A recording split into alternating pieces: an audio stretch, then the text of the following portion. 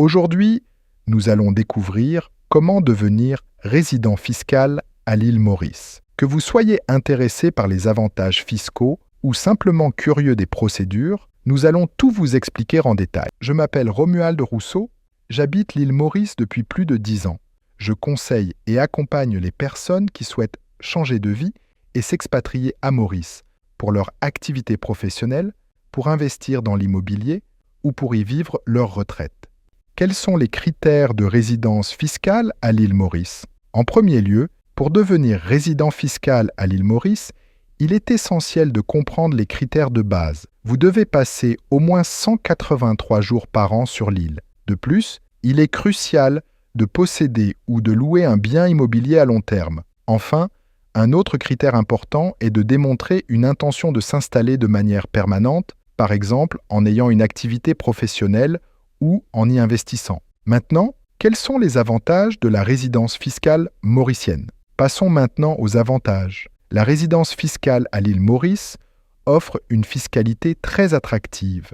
En effet, le taux d'imposition sur le revenu est de 15% et il n'y a pas d'impôt sur la fortune, ni de taxes sur les plus-values, ni de droits de succession. De plus, l'île Maurice bénéficie de nombreux accords de non-double imposition avec plusieurs pays, facilitant ainsi les affaires internationales. Quelles sont les procédures et formalités pour obtenir la résidence fiscale? Abordons maintenant les procédures et formalités. Pour obtenir la résidence fiscale à l'île Maurice, vous devez d'abord demander un permis de résidence. Il existe différents types de permis, comme le permis de travail, le permis d'investisseur et le permis de retraite. Chacun a ses propres exigences spécifiques. Par exemple, pour un permis d'investisseur, vous devez investir au moins 50 000 USD dans une entreprise locale. La procédure implique également de soumettre des documents prouvant votre situation financière et votre état de santé. Enfin, quelles sont les considérations importantes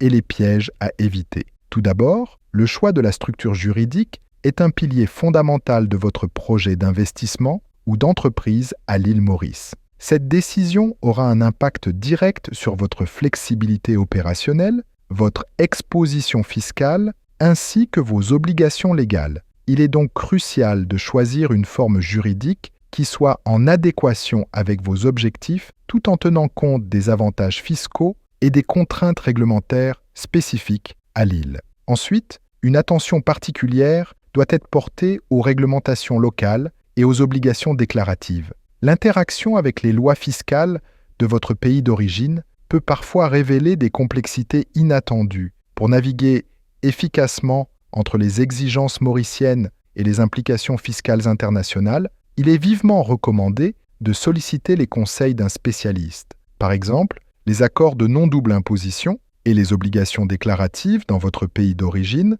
doivent être soigneusement pris en compte. Enfin, pour une intégration réussie à l'île Maurice, il est indispensable de bien comprendre le mode de vie local. S'adapter aux us et coutumes mauriciens vous permettra non seulement d'enrichir votre expérience, mais aussi de tisser des liens solides avec la communauté locale. Maintenir votre résidence fiscale ne se limite pas à une simple présence physique sur l'île. Il s'agit également de s'immerger véritablement dans le tissu social et économique de Maurice.